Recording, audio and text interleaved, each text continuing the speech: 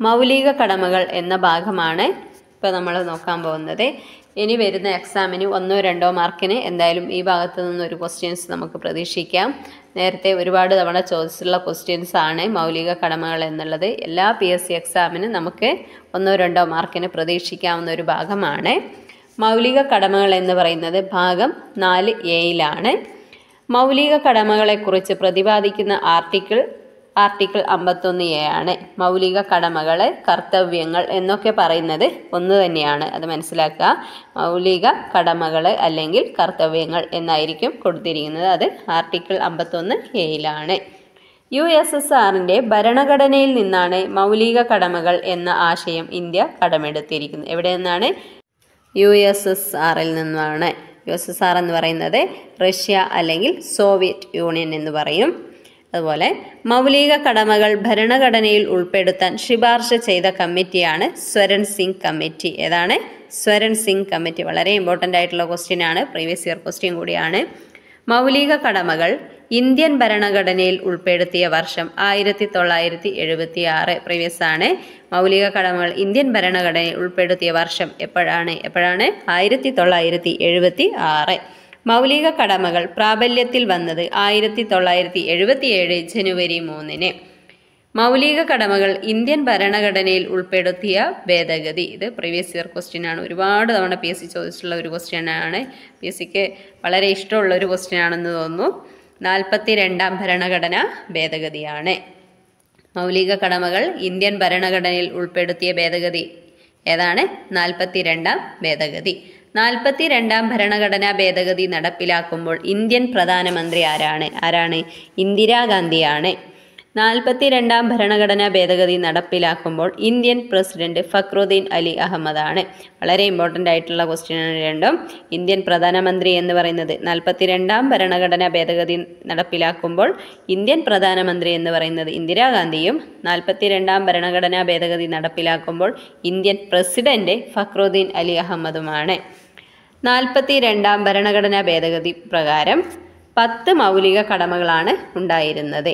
എന്നാൽ 2002 86ാം ഭരണഘടനാ ഭേദഗതിയിലൂടെയാണ് മൗലിക കടമകളുടെ എണ്ണം 11 ആദ്യം എത്രയായിരുന്നു ഉണ്ടായിരുന്നത്? 10 42ാം ഭരണഘടനാ ഭേദഗതി പ്രകാരം 10 മൗലിക കടമകളാണ് ഉണ്ടായിരുന്നത്. എന്നാൽ 2002 86ാം ഭരണഘടനാ ഭേദഗതിയിലൂടെയാണ് മൗലിക കടമകളുടെ എണ്ണം 11 നിലവിൽ 11 മൗലിക കടമകളാണ് ഭരണഘടന അനുശാസിക്കുന്നത്. എത്രയാണ്? 11. നിലവിൽ 11 മൗലിക കടമകളാണ് ഭരണഘടന അനുശാസിക്കുന്നത്. നിർദ്ദേശക തത്വങ്ങളെപ്പോലെ തന്നെ മൗലിക കടമകളും കോടതിയിലൂടെ സ്ഥാപിച്ചെടുക്കാൻ കഴിയാവുന്നവയല്ല. മനസ്സിലാക്കുക. ഈ ക്വസ്റ്റ്യൻ പ്രസ്താവന ചോദ്യമായിട്ട് കഴിഞ്ഞ LDCക്കാണെന്ന് തോന്നുന്നു വന്നിട്ടുണ്ട്. LDCക്കോ വേറെ ഏതോ ഒരു എക്സാമിന് വന്നായിരുന്നു. നിർദ്ദേശക തത്വങ്ങളെപ്പോലെ തന്നെ മൗലിക കടമകളും കോടതിയിലൂടെ സ്ഥാപിച്ചെടുക്കാൻ കഴിയുന്നവയാണ്. ആണോ? അല്ല, അത് തെറ്റായ ആൻസറാണ്. അപ്പം എന്താണ്?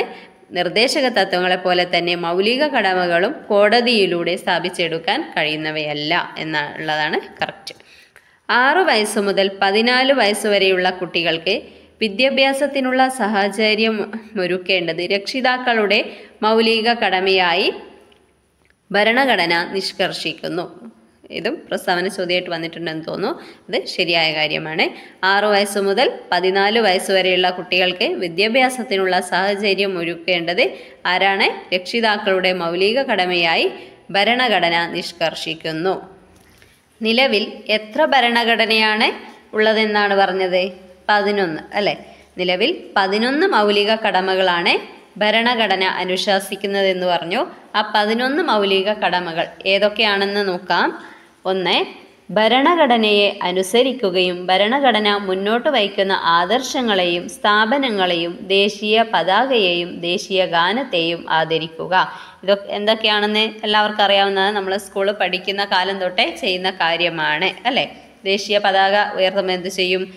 ദേശീയ ഗാനം കേൾക്കുമ്പോൾ എന്ത് ചെയ്യുന്നുള്ളതൊക്കെ എല്ലാവർക്കും അറിയാവുന്ന കാര്യമാണ്. അറ്റൻഷനായിട്ട് നിൽക്കും നമ്മൾ ദേശീയ ഗാനം കേൾക്കുമ്പോഴൊക്കെ. ഇതൊക്കെയാണ്. ഇന്ത്യൻ സ്വാതന്ത്ര്യ സമരത്തിന് പ്രചോദനം പകർന്ന ഉന്നത ആദർശങ്ങളെ പിന്തുടരുക. ഇന്ത്യയുടെ പരമാധികാരം ഇന്ത്യയുടെ പരമാധികാരവും ഐക്യവും അഖണ്ഡതയും കാത്തുസൂക്ഷിക്കുക. രാഷ്ട്ര സേവനത്തിനും രാജ്യരക്ഷാ പ്രവർത്തനത്തിനും സജ്ജരായിരിക്കുക. അഞ്ചാമത്തത് മതം, ഭാഷ, പ്രദേശം, വിഭാഗം എന്നിവയ്ക്കതീതമായി ഇന്ത്യയിലെ ജനങ്ങൾക്കിടയിൽ സാഹോദര്യം വളർത്താൻ ശ്രമിക്കുക. സ്ത്രീകളോട് മാന്യമായി പെരുമാറുകയും അവരുടെ മാന്യതയെ ഹനിക്കുന്ന പ്രവർത്തികൾ ഉപേക്ഷിക്കുകയും ചെയ്യുക.